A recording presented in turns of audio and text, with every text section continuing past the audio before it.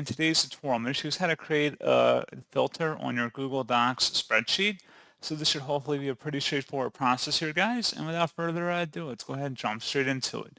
So all you have to do is select the Data tab and select where it says Create a Filter. And then at this point, just go ahead and select the little icon that shows up in this column here, and you can add or adjust what filter you want to create, whether it's a conditional filter or maybe filtered by values. You can also sort alphabetically or by color as well. And then you just would select OK to save the selection, and that's all you have to do. So pretty straightforward process, guys, and as always, thank you for watching. I do hope that was able to help you out, and I do look forward to catching you all in the next tutorial. Goodbye.